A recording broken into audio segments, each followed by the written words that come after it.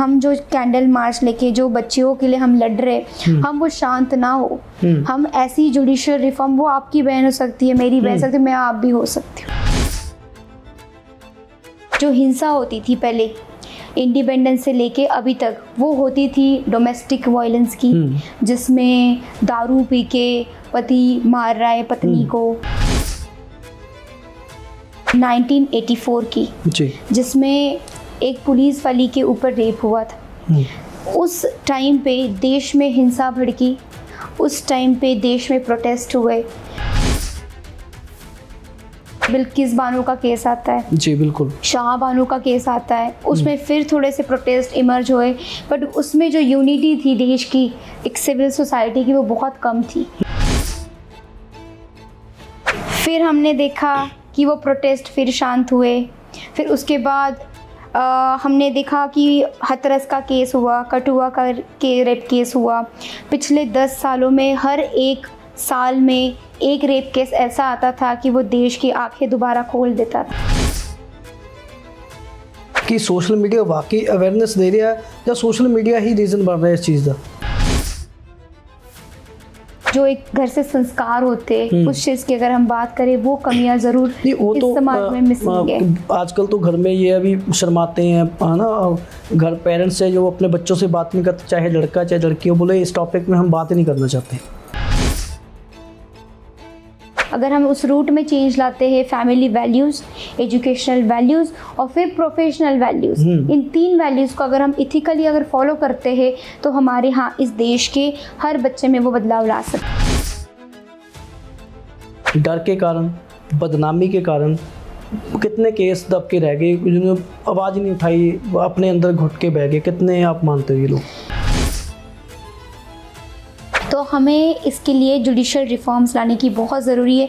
पूरी जनता ने मांग करनी चाहिए, चाहे वो कोई भी सरकार हो। सीरियल हो गए या वेब सीरीज़ होगी या मूवीज़ होगी, जो उसमें दिखाया जाता है सीधे तौर पे सावधान एरिया में जो होता है, वो सीधे तौर पे क्राइम को बढ़ावा देता है। yes. घर में कलेश डालते हैं वो लोग, जो क्राइम करता हो कपड़े ऐसे डालते हैं जिसकी वजह से लोग अट्रैक्ट होते हैं। तो इस चीज़ को लेके उनके मन में जो है, उनके दिमाग में ऐसी चीज़ें उभर के आती हैं बाहर। मुझे लगता है कि इंडिया सर वेस्टर्न कंट्रीज़ की तरफ प्रभावित हो रही है, यूथ प्रभावित हो रहा है। मीडिया अगर कवरेज वो दिखाना शुरू करे जिसमें अक्यूज्ड जी को ब्लेम लग चुका है और अक्यूज कन्विक्टेड है, यस ठीक है, एंड अक्यूज को पनिशमेंट मिली है, तो शायद हर वो इंसान उस चीज़ को करने से डरेगा, कतराएगा। अगर महिलाओं को कुछ ट्रेनिंग ही नहीं दोगे, अगर स्किलशिप के अगर प्रोग्राम्स ही नहीं रखोगे, तो वो एक नेता क्या, एक देश क्या, वो एक छोटे से काउंसलर होकर भी वो अपने वार्ड को भी ना संभाल सके। ਸਾਰਿਆਂ ਨੂੰ ਪਿਆਰ ਭਰੀ ਸਤਿ ਸ਼੍ਰੀ ਅਕਾਲ ਜੀ। ਮੈਂ ਤੁਹਾਡਾ ਆਪਣਾ ਇੰਦਰਪਾਲ ਸਿੰਘ ਧੁੰਨਾ। ਜਿਵੇਂ ਕਿ ਸਭ ਨੂੰ ਪਤਾ ਹੈ, ਕਲਕੱਤੇ ਵਿਖੇ ਪਿਛਲੇ ਦਿਨੀ ਬਹੁਤ ਹੀ ਜ਼ਿਆਦਾ ਮੰਦਭਾਗੀ ਘਟਨਾ ਵਾਪਰੀ ਹੈ, ਜਿਸ ਦੀ ਜਿੰਨੀ ਨਿੰਦਾ ਕੀਤੀ ਜਾਵੇ ਉਨੀ ਥੋੜੀ ਹੈ। ਇਹ ਘਟਨਾ ਪਹਿਲੀ ਨਹੀਂ, ਅਜਿਹੀਆਂ ਪਹਿਲਾਂ ਵੀ ਬਹੁਤ ਸਾਰੀਆਂ ਘਟਨਾਵਾਂ ਵਾਪਰ ਚੁੱਕੀਆਂ ਨੇ। घटना वापरदी है, रौला पैंदा, फिर उस तरीके ज़िंदगी चल जाती है, फिर नवीं घटना वापरदी है, फिर रौला पैंदा, फिर उस तरीके ज़िंदगी चल जाती है। पर घटनावां रुकण का नाम नहीं ले रही। की कारण पिछे की कानून कहते हैं, इहदे बारे गलबात करने लई साडे नाल जुड़े ने मैडम ऋतुजा मैनी, जो आर्कीटैक्ट ने, पंजाब कांग्रेस के स्पोक्सपर्सन ने, ते सिविल सर्विसेज की तैयारी कर रहे हैं। गलबात करेंगे। बहुत बहुत स्वागत है मैम। सत श्री अकाल जी। सत श्री अकाल सर जी। शुक्रिया आपका जी। आपने सही कहा है कि आजकल देश में हालात बहुत ख़राब हो चुके हैं। हमने अभी हमारी 78th इंडिपेंडेंस डे हमने मनाया है कुछ दिनों पहले, बट फिर भी हम वी सी कि हम अभी भी देखते हैं कि हमें आज़ादी वो सही मायने में एक महिलाओं के तौर पे अगर मैं बताऊँ तो वो नहीं मिली है जी। बिकॉज़ अगर हम आज़ादी की बात करते हैं, आज़ादी में जो सबसे इम्पॉर्टेंट रोल प्ले किया वो एक वुमेन का था जी। वुमेन के काफ़ी ऑर्गेनाइजेशन में गांधी जी के सपोर्ट में, नेहरू जी के सपोर्ट में आके काफ़ी उन्होंने फ्रीडम स्ट्रगल के लिए फ़ाइट की जी। उसके बाद महिलाओं के लिए नेहरू जी ने हिंदू कोड बिल की स्थापना की थी। उसमें महिलाओं के अधिकार महिलाओं के वोटिंग अधिकार, महिलाओं के जो लेजिस्लेचर वहाँ पे पास किए गए। उसके बाद अगर हम इंडिपेंडेंस के बाद से लेके अभी तक की अगर बात करते हैं तो डिफरेंट जो चिपको मूवमेंट हुई या जो हमारे यहाँ पे जो हिंसा होती थी पहले इंडिपेंडेंस से लेके अभी तक, वो होती थी डोमेस्टिक वायलेंस की, जिसमें दारू पी के पति मार रहा है पत्नी को। उसके बाद होती थी हिंसा हमारी कि हमें डाउरी के लिए लोग लड़ रहे हैं। तो हमें एक जो इन्फ्लुएंस था ना उस टाइम के जो क्राइम्स का, वो काफ़ी इन चीज़ों में क्राइम था, बट वो रेप के रिगार्डिंग नहीं था कि जितना अभी के जो हम देखते हैं रेशो, ठीक है, वो रेशो उस टाइम पे आज़ादी के बाद जो 50-70 साल की हम बात करते उसमें था नहीं था। हम बात करें 1984 की, जिसमें एक पुलिस वाली के ऊपर रेप हुआ था। उस टाइम पे देश में हिंसा भड़की, उस टाइम पे देश में प्रोटेस्ट हुए, और वही माध्यम था जब सोशल मीडिया एक्टिव हो चुका था हमारे देश में। तब जाके लोगों में अवेयरनेस आई कि ऐसी हिंसात्मक चीज़ें देश में हो रही है जी। तो हम उस प्रोटेस्ट की बात अगर करें, उसके बाद जो प्रोटेस्ट होने लग गए वो अवेयरनेस के कारण ही होने लग गए। एक जो मानवीय अधिकार होता है जो वुमेन के लिए हम कहते हैं कि कानून होना चाहिए, वो सारे कानून उस टाइम पे भी थे जी, बट उस पर कभी किसी ने अमल ना, मतलब जैसे अमेंडमेंट लाना कहते हैं उसमें, तो वो चीज़ हुई नहीं थी जी। उस रेप केस के बाद, पुलिस का जो रेप केस हुआ पुलिस वुमेन के ऊपर, उसके बाद 1984 में एक अमेंडमेंट का बिल पास हुआ था जी। तो जिसमें जो जुडिशियली जो छोटा बच्चा भी अगर क्राइम करता है, कस्टडियल जो क्राइम होता है हम कहते हैं जुडिशियल कस्टडियल क्राइम, उसे भी हीनियस क्राइम माना गया जी। और उसमें बर्डन ऑफ प्रूफ होता है, जिसमें वो बर्डन ऑफ प्रूफ विक्टिम से लेके अक्यूज के ऊपर डाला गया जी। तो इस अमेंडमेंट के बाद प्रोटेस्ट साइलेंट हो गए, ऑलमोस्ट पूरे देश भर में वो शांति हो गए। फिर उसके बाद हम देखते हैं बिल्किस बानो का केस आता है जी, बिल्कुल, शाह बानो का केस आता है, उसमें फिर थोड़े से प्रोटेस्ट इमर्ज हुए, बट उसमें जो यूनिटी थी देश की, एक सिविल सोसाइटी की, वो बहुत कम थी। तो वो केस हमने देखा। उसके बाद जो हिंसा बढ़ती गई, रेप केस बढ़ते गए पूरे देश भर में। हमने सीधा देखा 2012 का रेप केस जो जिसमें पूरे देश भर में काफ़ी हिंसात्मक प्रोटेस्ट भी हुए। पूरे देश भर में जनता ने पूरा सहकार्य दिखाया, उसकी जो पेरेंट्स थे सब उस निर्भया के लिए। तो एक डिवोशन से जाग गई थी कि महिलाओं के लिए एक पनिशमेंट जो है अक्यूज के ऊपर, वो सीवियर पनिशमेंट लानी चाहिए जी। फिर हमने देखा कि वो प्रोटेस्ट फिर शांत हुए। फिर उसके बाद हमने देखा कि हाथरस का केस हुआ, कठुआ का रेप केस हुआ। पिछले 10 सालों में हर एक साल में एक रेप केस ऐसा आता था कि वो देश की आंखें दोबारा खोल देता था जी, बिल्कुल। फिर आंखें फिर बंद हो जाती थी, फिर कैंडल मार्च बंद हो जाते थे, उस टाइम के लिए चलते थे, फिर बंद हो जाते थे, रेप केस को बुला दिया जाता था। मैम ਉਹੀ ਕਾਰਨ ਕੀ ਸਮਝ ਜਿਹੜੇ ਰੇਪ ਹੋ ਰਹੇ ਨੇ ਇਹਦੇ ਪਿੱਛੇ ਕਾਰਨ ਕੀ ਸਮਝ ਰਹੀ ਹੋ ਕਿ ਲੋਕ ਜਿਹੜੇ ਹੈਗੇ ਨੇ, ਇੱਕ ਤਾਂ ਕਹਿੰਦੇ ਮੋਬਾਈਲ ਆ ਗਿਆ, ਸੋਸ਼ਲ ਮੀਡੀਆ, ਅਵੇਅਰਨੈਸ ਹੋਣੀ ਬਹੁਤ ਜ਼ਰੂਰੀ ਹੈ ਕਿ ਸੋਸ਼ਲ ਮੀਡੀਆ ਵਾਕਈ ਅਵੇਅਰਨੈਸ ਦੇ ਰਿਹਾ ਜਾਂ ਸੋशल मीडिया ही रीज़न बन रहा है इस चीज़ का? रेप केस के लिए हम जो कहते हैं कि सबसे बड़ा जो मैं आपको बता रही हूँ कि 1984 तक जो हमें ये इंसिडेंट जो नज़र में आती थी वो डोमेस्टिक वायलेंस की केसेस आती थी सामने, या ऑनर किलिंग की आती थी, डाउरी पे किसी पे डाउरी बर्निंग की आती थी, इस चीज़ की रेप केसेस की जो हमने घटनाएं सुनी वो 1984 के बाद देखी जी जी। फिर हमने जब देखी 1984 के बाद जो रेप केस का जो रेशो है, जो नेशनल ब्यूरो कहता है, मतलब नेशनल ब्यूरो कहता है कि एवरी 20 मिनट्स के बाद एक महिला पे रेप हो रहा होता है इंडिया में। एवरी 20 मिनट्स के बाद होता है। तो इसमें अगर हम देखें कि रेप केस का जो सोशल मीडिया, आप जो कह रहे हो सोशल मीडिया, हाँ ज़रूर एक कारण है उस चीज़ का। जो एक बिहेवियरल पैटर्न जो यूथ में हो या एक सोसाइटी में हो जो चेंज हो रहा है, वो उसका रीज़न एक सोशल मीडिया ज़रूर रह सकते, हम रख ही सकते उस चीज़ को। और दूसरा एक होता है कि जो एजुकेशनल पैटर्न हमने जो ब्रिटिशों का अभी तक हम फॉलो किए जा रहे हैं, जो हमारा सनातन धर्म है, जो हमारे डिसिप्लिन्स है, वो हम उस चीज़ में लाने की, एजुकेशनल में लाने के सिस्टम में अगर हम बात करें, पेरेंटल जो एक घर से संस्कार होते हैं उस चीज़ की अगर हम बात करें, वो कमियां ज़रूर इस समाज में मिसिंग है। आजकल तो घर में ये अभी शर्माते हैं, है ना, घर पेरेंट्स है जो अपने बच्चों से बात नहीं करते, चाहे लड़का चाहे लड़की हो, बोले इस टॉपिक में हम बात ही नहीं करना चाहते। वो इस टॉपिक पे बात इसलिए नहीं करना चाहते बिकॉज कहीं ना कहीं उन्हें लगता है कि जो इसका ये जो टॉपिक है ये कि ये ऑनर किलिंग जो एक मुद्दा हो जाता है कि जैसे कि एक लड़की हमारे अपने बाप से ये बात करने के लिए कतराती है कि कोई उसे अगर फॉलो भी कर रहा है या कोई उससे छेड़छाड़ भी कर रहा है, ईव टीजिंग भी कर रहा है, तो वो एक डर है उसमें कि अगर मैं, जैसे हमने एसिड अटैक्स का हम देखते हैं, एसिड अटैक क्या है कि जो अगर विक्टिम आई विटनेस जो होता है अगर वो कुछ बोल दे या जिसके ऊपर अटैक मतलब हुआ है, अगर वो उसने बोला है ताकि अटैक हुआ है, बिल्कुल उसने अपनी आवाज़ उठाई और वो फिर दबाई गई एसिड अटैक के कारण। सर इसका कारण हम यही कह सकते हैं कि सोसाइटी में हमें एक पैटर्न चाहिए, हमें एक चेंज चाहिए, और वो चेंज तभी आ सकता है जब हम सोसाइटी के एजुकेशन सिस्टम, जो रूट होता है ना, रूट क्या होता है एक बच्चे का, अपने घर से शुरू होता है, एजुकेशन सिस्टम तक आता है, फिर वो समाज में बाहर निकलता है। हमने उस रूट को पकड़ना है।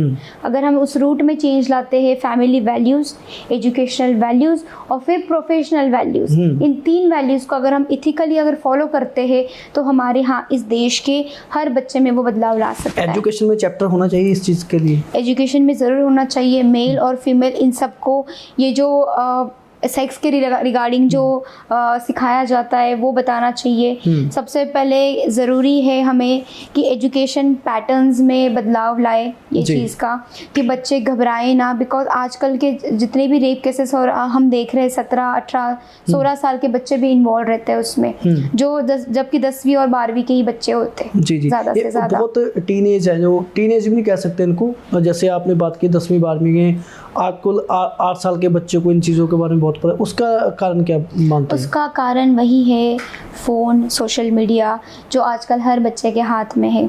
तो हमने ये चीज़ देखनी है कि बच्चों को जो देखना, देयर आर डिफरेंट मूवीज़, हमारे सामने मूवीज़, कौन सी मूवी हमने देखनी है, कौन सी स्क्रीन हमने देखनी है, हमारे हाथ में, हमारे हाथ में रिमोट का चैनल है। अगर हम चैनल चेंज करते रहेंगे तो वो हमारे सामने डिफरेंट पिक्चर्स आते रहेंगे। हमारे अगर वैल्यूज़ पक्के हैं तो हमें पता होगा कि हमने यही चैनल देखना है, वो देखना नहीं है। बिल्कुल। और देखो मेरा ऐसा मानना है कि अगर हम इस पे वे फॉरवर्ड अगर हम देखते हैं तो एक ना जस्टिस वर्मा कमेटी की रिपोर्ट आई थी जिन्होंने कहा था कि फास्ट ट्रैक कोर्ट्स की स्थापना होनी चाहिए, जिसमें फास्ट ट्रैक कोर्ट मतलब क्या होता है कि जिसमें जो सुनवाई हो वो फास्टेस्ट हो, ठीक है।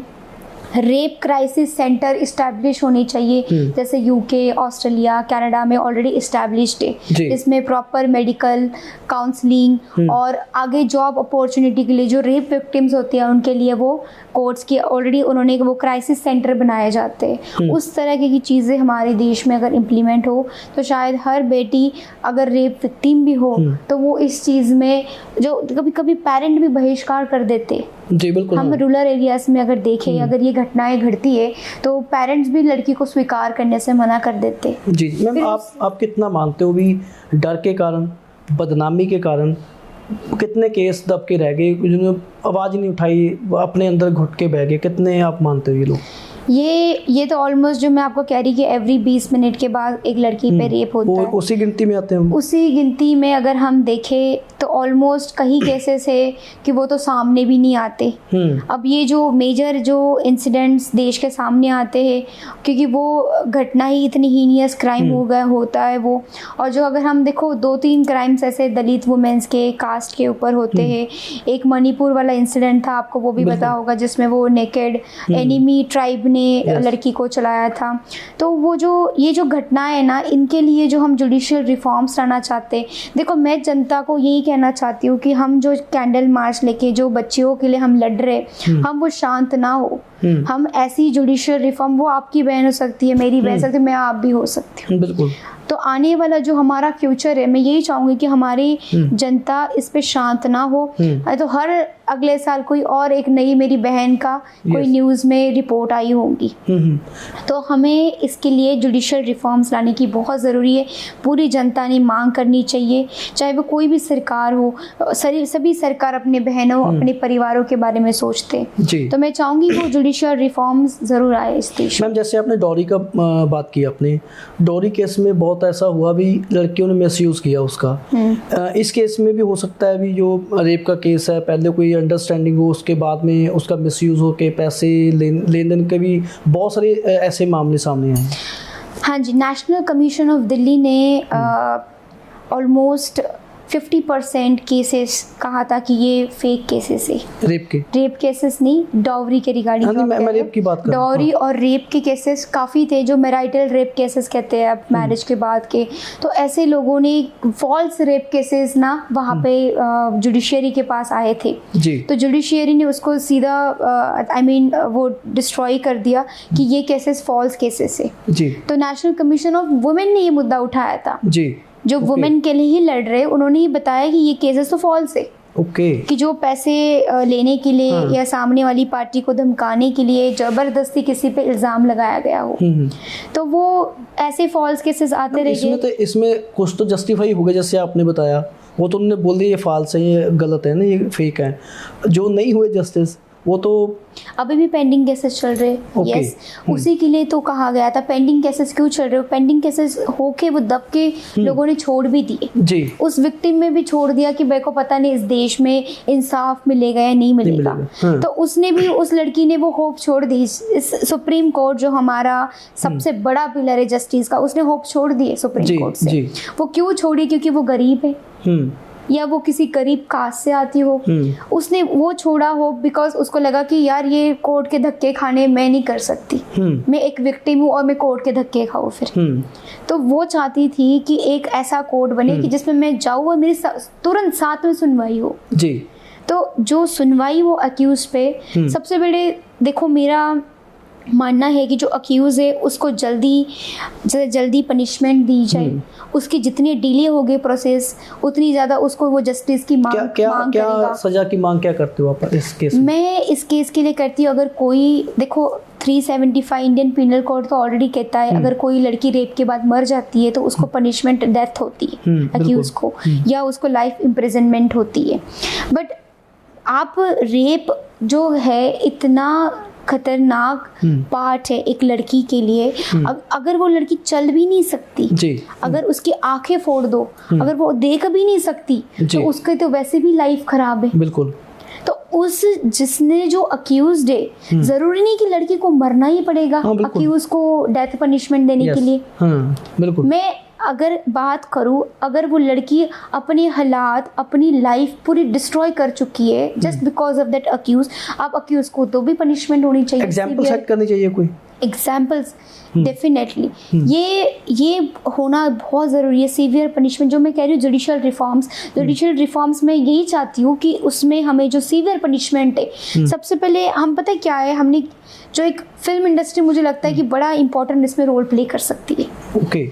जो आजकल 2-3 सीरीज़ है, अब मैं इसके नाम नहीं लूँगी सीरीज़ के, बट अगर आप दिखाते हो कि एक लड़की को रॉड से मारा जा सकता है, एक लड़की को धक्का देके नीचे बिल्डिंग से फेंका जा सकता है, अगर आप दिखा रहे हो उस पर एसिड अटैक हो सकता है, तो अगर इंडस्ट्री अगर ये सारा कुछ दिखा रही है तो ऑलमोस्ट लोग उसकी रेप्लिका करने की कोशिश करेंगे।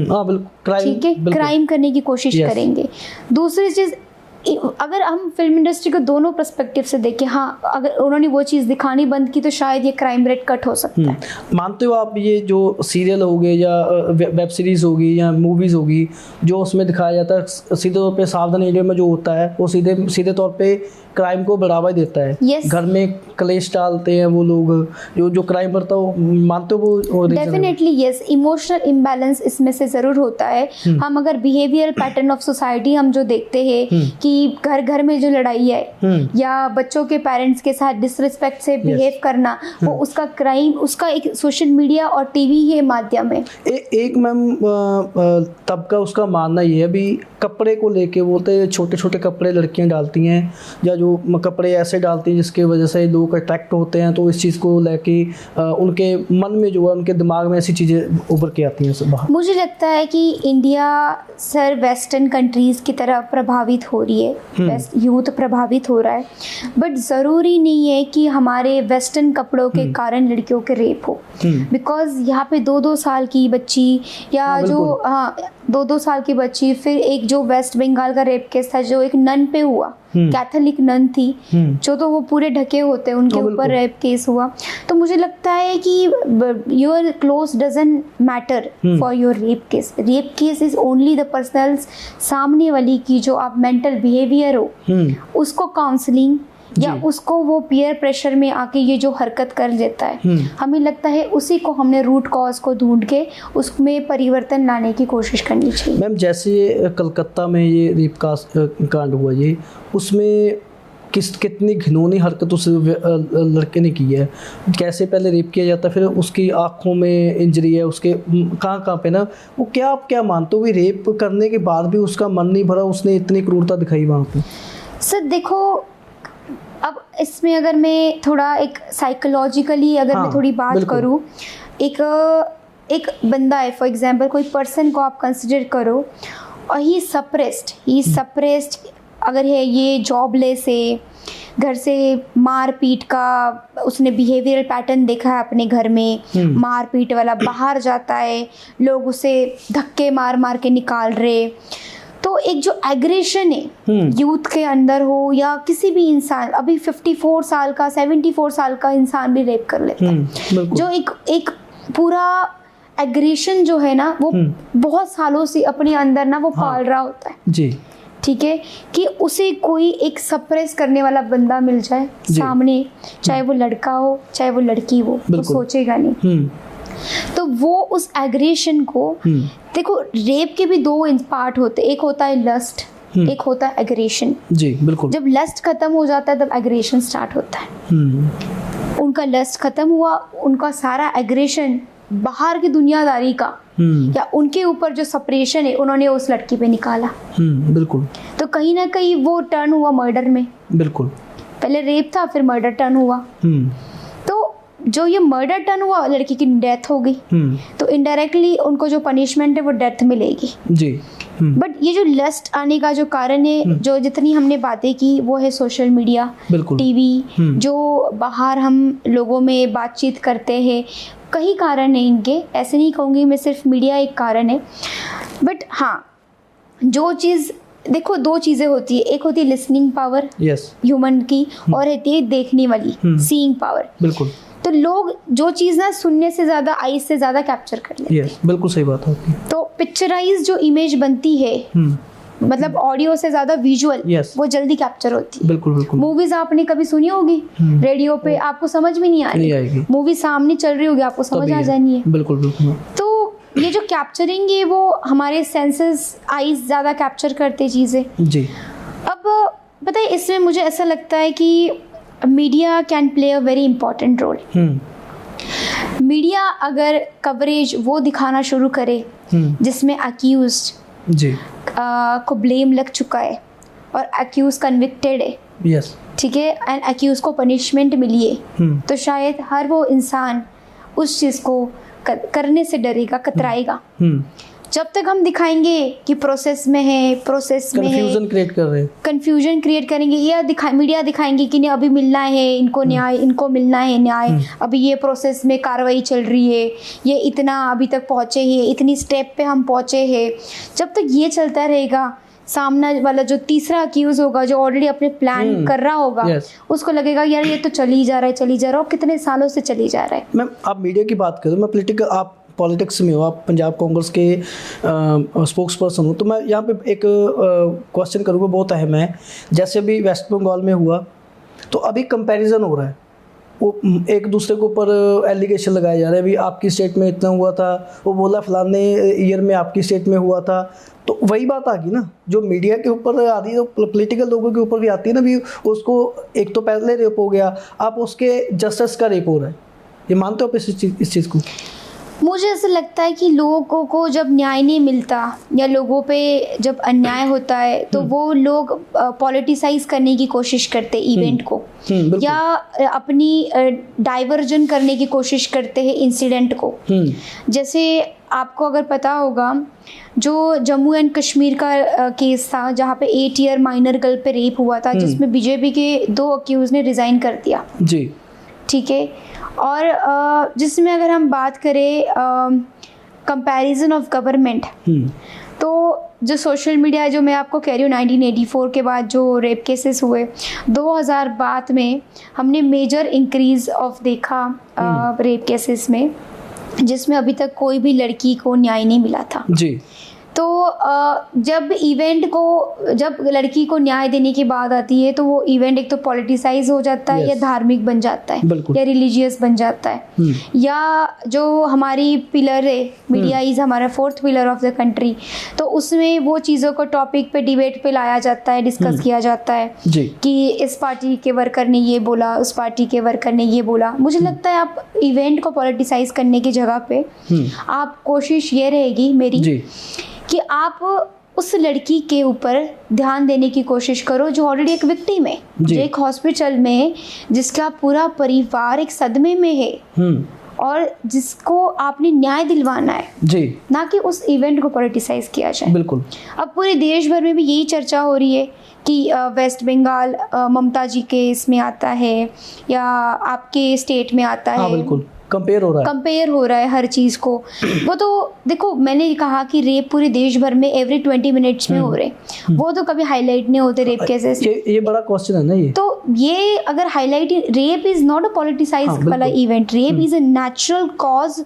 जो यहाँ पे जो क्राइम हो रहे, that is a heinous crime जो हो रहे, वो एक जो पीयर प्रेशर है अभी समाज के ऊपर। अब मैं बात करती हूँ, अगर आपने गवर्नमेंट पे ब्लेम करना है ना, अगर इवेंट को पॉलिटिसाइज करना है ना, आप ये देखो कि हमें जॉब अपॉर्चुनिटीज़ हमारे देश में कितने, सभी हमारे देश के बच्चे जो डिग्रियाँ लेके, डिप्लोमा लेके, अच्छे ग्रेजुएट बच्चे सड़कों पे घूम रहे, जिनको जॉब ही नहीं है। बिल्कुल। और जिसको जॉब ही नहीं, जो फ्री बैठा है, वो करेगा क्या जी? सो ही हैज़ डिफरेंट ऑप्शंस, उसका मन डाइवर्ट होता है। तो जो एक जॉब अपॉर्चुनिटी भी हम कहते हैं कि अगर आपका हमारा देश, अगर यूथ ज़्यादा से ज़्यादा यहाँ पे इंडिया में काम कर रहा है, तो उनको जॉब दो। अगर जितना वो कमाएंगे, जितना वो जॉब करेंगे, जितना उनका मन डाइवर्टेड रहेगा, उतनी अच्छी बात है। अब एजुकेशन करने का फ़ायदा क्या अगर जॉब ही नहीं है? फिर आम पब्लिक का मैम ये क्वेश्चन रहता है, अभी पार्लियामेंट में कुछ लोग ऐसे चुने जाते हैं जिनके ऊपर गंभीर मामले, क्राइम के हों, रेप के हों, मर्डर के हों, ऐसे हों। अभी विनेश फोगाट का लास्ट टाइम वो इशू हुआ था, बड़े एलिगेशन थे, सीरियस एलिगेशन थे, उसके ऊपर कोई कार्रवाई नहीं हुई। क्या ये भी कारण बनते हैं इस चीज़ों के? हाँ जी, मैं ये ज़रूर एक किसी भी नेताओं को, मैं जनता को भी यही कहूँगी, किसी भी नेता को जब आप अपॉइंट करते हो, आपका प्रतिनिधि के तौर पे, अपने एमएलए हो या एमपी हो, आपने ये ज़रूर देखना चाहिए कि उन पे कोई क्राइम रेशो है, क्राइम रेट है, उनके ऊपर कोई केसेस चल रही है, तभी आप अपने प्रतिनिधि को वहाँ पे पार्लियामेंट के लिए चूज करो, बिकॉज वही प्रतिनिधि आपका नेतृत्व करेगा और आपके लिए जस्टिस मांगेगा। बिल्कुल। अगर उसका बेटा और वो खुद ऐसे क्राइमों में उलझे हुए हैं, तो वो क्या आपको जस्टिस दिलवाएगा वहाँ पे? मतलब लोगों को भी अभी सोचना पड़ेगा कुछ ना कुछ। देखो, राइट, वोटिंग अधिकार सबको दिया हुआ है, बट वोटिंग अधिकार का सही इस्तेमाल ने जनता ने करना। कहाँ पे गलती होती है? ऐसे लोग चुन के पार्लियामेंट में चले जाते हैं या विधानसभा में चले जाते हैं। देखो, मैं ये कहूँगी, मैं वही बात कर रही हूँ जी, जो हमारी एक एजुकेशन सिस्टम है, आप अगर आप पार्लियामेंट की बात करो, पार्लियामेंट में आपने देखा महिला कितनी है, यूथ कितना है, कुछ भी नहीं है, इट इज़ नॉट ऑलमोस्ट 20% भी नहीं है वहाँ पे। मैं 50% तो बहुत बड़ी बात है, 20% भी नहीं है। महिलाओं पे इतने इल्ज़ाम लग रहे हैं वहाँ पे, जिन्होंने मर्डर किया हुआ है, क्राइम किए हुए, वो लोग पार्लियामेंट चला रहे हैं, वो क्या महिलाओं को जस्टिस दिलवाएंगे? वो क्या महिलाओं के रेप केसेस पे न्याय दिलवाएंगे? वो क्या रिफॉर्म्स लाएंगे? वो क्या लॉ लाएंगे? उसके लिए तो महिलाओं को बिठाओ, आप महिलाओं को आगे लाओ, फिर आप महिलाओं को लीडरशिप बनाओ, महिलाओं को लीडर, जो एक महिला है वही समझेगी महिलाओं को क्या न्याय चाहिए, क्या नहीं चाहिए। बिल्कुल। आप महिलाओं को जानबूझ के, फिर इसका मतलब आपको तो मजे आ रहे हैं, फिर तो बिल्कुल आपके बेटों को मजे आ रहे हैं, आपको मजे आ रहे हैं, आपको तभी लाना नहीं चाहते ना आप महिलाओं को आगे जी।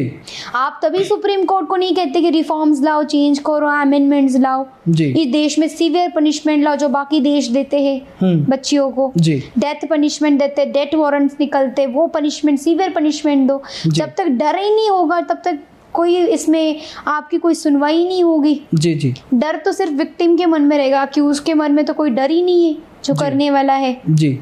तो अभी आपने बात की हुई जो महिला है उनको वो जगह नहीं दी पार्लियामेंट या विधानसभा में। अगर पंजाब की बात की जाए, लुधियाना में हम बैठे हैं, तो 50% रिजर्वेशन है एमसी इलेक्शन एंड पंचायत में। उसमें हो क्या रहा है, अगर मान लो कोई महिला सरपंच बन गई है या एमसी बन गई है, उसका पति या उसका बेटा वो कुर्सी संभाल के बैठा, वो लगा रहा है काउंसलर पति, पार्षद पति, सरपंच पति, सरपंच बेटा, पार्षद बेटा। उसके बारे में आप क्या कहोगे? वो तो काम तो फिर भी नहीं कर रहे, 50% का क्या फ़ायदा फिर? देखो, ज़रूरी है ये कि महिला सक्षमीकरण की, मैं कहती हूँ कि आप महिलाओं को रिजर्वेशन दो जी, बट महिलाओं को साथ साथ ट्रेनिंग प्रोग्राम्स रखो कि जिसमें महिलाओं को ट्रेनिंग्स में सिखाया जाएगा, लीडरशिप क्वालिटीज़ आएगी उनमें। आप अगर महिलाओं को कुछ ट्रेनिंग ही नहीं दोगे, अगर स्किलशिप के अगर प्रोग्राम्स ही नहीं रखोगे, तो वो एक नेता क्या, एक देश क्या, वो एक छोटे से काउंसलर होके भी वो अपने वार्ड को भी ना संभाल सके जी जी। तो आप लाओ उनको आगे, बट उनको ट्रेनिंग और स्किल्स के साथ लाओ जी।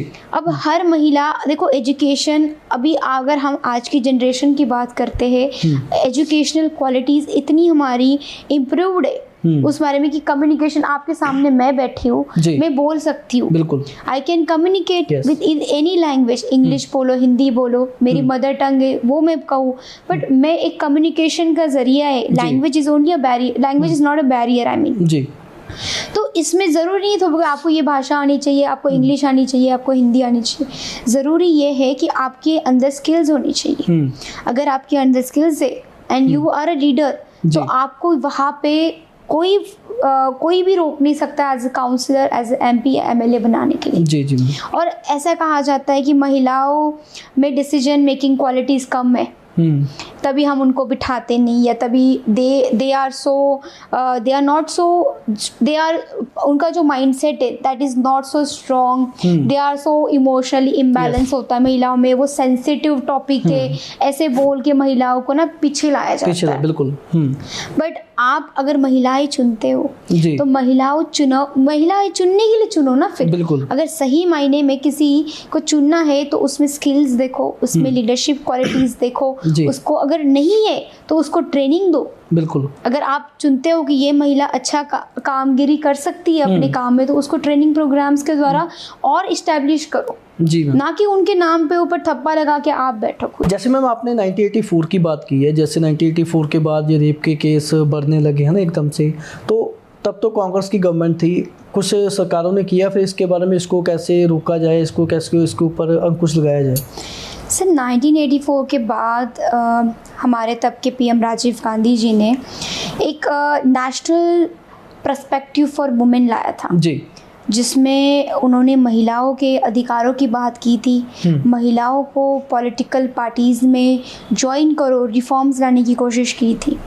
उसके बाद उन्होंने पंचायती राज बिल लाया, जिसमें भी उन्होंने 1/3 ऑफ रिजर्वेशन फॉर महिलाओं के लिए उन्होंने दिया जी। और उसी के बाद भी उन्होंने ग्रामीण स्तर पे, रूरल स्तर पे भी एक महिला संगठन की घोषणा की, जिसमें महिलाएं की पार्टिसिपेशन उस पर्टिकुलर विलेज को चलाने में होगी। ओके तो राजीव गांधी अभी 2-3 दिन पहले ही उनकी हमने बर्थ एनिवर्सरी मनाई, बट एक काफ़ी एक नेक दिल सोच, एक विजन के साथ चलने वाले नेता थे उस टाइम पे।